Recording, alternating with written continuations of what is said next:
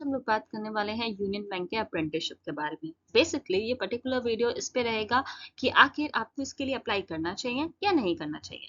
ठीक है, तो लेट्स गेट स्टार्टेड। सबसे पहले अब अगर बात कर लें कि इसको मैं बेसिकली 3 कैटेगरीज में डिवाइड कर रही हूँ। ठीक है, अब कुछ स्टूडेंट्स होंगे जो यहाँ पे प्रो लेवल पे हैं, कुछ होंगे जो इंटरमीडिएट हैं और कुछ होंगे बिगनर्स। अब इसे क्लासिफाइड मैंने इस तरह किया है कि मान लीजिए कि आप एक ग्रेजुएट हो जिसने अभी अपनी ग्रेजुएशन कंप्लीट करी है, तो आप बिगनर कैटेगरी में आओगे।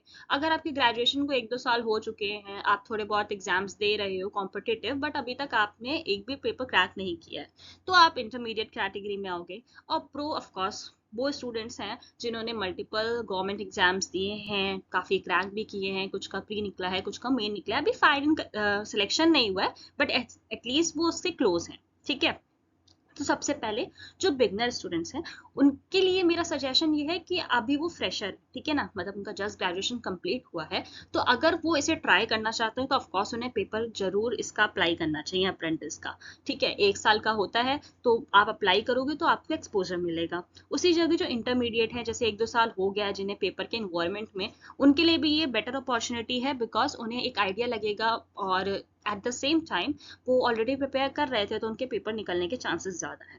ठीक, जो प्रो लेवल वाले हैं, ठीक है, so guys don't think about it. ठीक है ना, आपको अप्रेंटिस पे नहीं ध्यान देना है, आपको परमानेंट वाले पे ही ध्यान देना है। ठीक है, क्योंकि आप ऑलरेडी बहुत क्लोज हो, और अगर इस टाइम पे आप ट्रेनिंग में इंक्लूड होगे तो अनटिल अनलेस अगर आप कोई बहुत ही ज्यादा एक्सपर्ट नहीं हो वर्क लाइफ और स्टडी लाइफ बैलेंस करने में, तो ये आपके लिए एक ड्रॉबैक साबित हो सकता है, आपकी प्रिपरेशन अफेक्ट हो सकती है। इसलिए do not affect your preparation, just focus करो अपनी परमानेंट जो भी आपका पर्टिकुलर गोल है। ठीक है, अब बात कर लेते हैं आखिर इसके प्रोज एंड कॉन्स हैं क्या, अप्रेंटिसशिप किसे करनी चाहिए और किसे नहीं।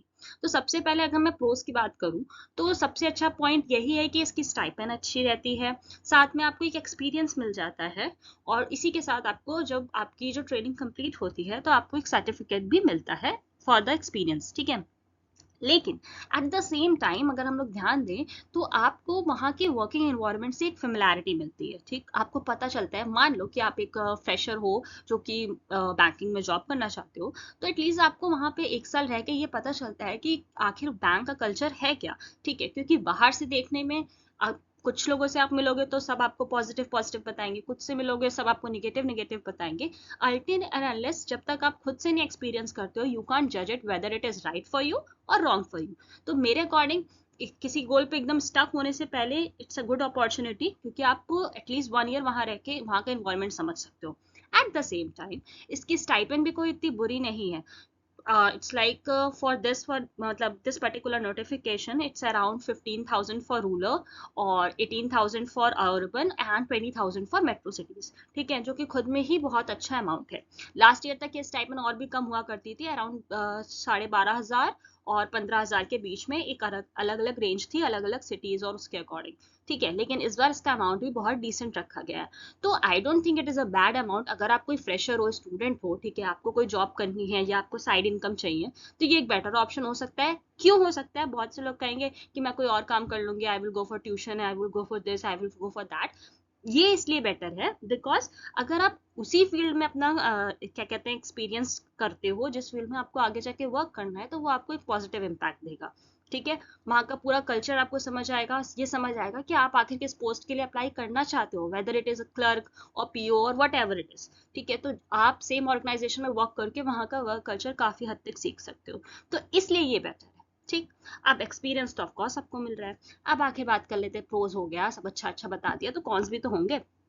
तो बेसिकली कॉन्स ये है कि टाइम कंज्यूमिंग है, 10 से 5 की जॉब होती है। अगर आप कोई स्टूडेंट हो जो थोड़े नहीं उतने ज़्यादा मोटिवेटेड नहीं रह पाते हो, तो ऑफकोर्स 10 से 5 के टाइम पे आप थक जाओगे। ठीक है ना, फिर आपके पास स्टडी के लिए टाइम नहीं बच सकता है, चांसेस हैं, क्योंकि if you are a lazy one you can't do it.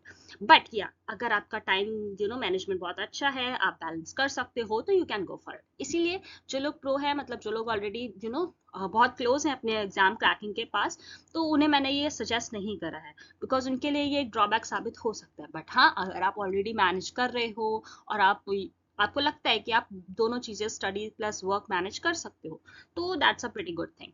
दूसरा कौन अगर बात करें तो ऑफकोर्स ये टेम्परेरी है, 1 ईयर की इंटर्नशिप होती है, 1 ईयर के बाद आपको टाटा बाय बाय कर दिया जाएगा।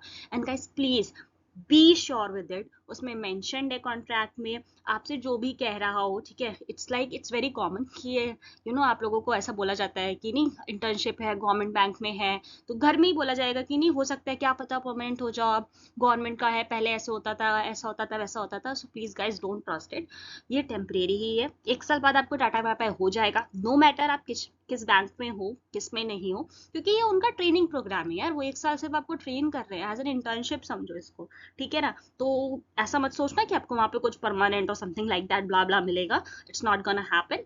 होप कि आपको वीडियो अच्छा लगा होगा, और इसके अलावा कोई डाउट हो so you guys can ask me in the comment section. Thanks for watching, bye bye, and या डोंट फॉरगेट टू सब्सक्राइब।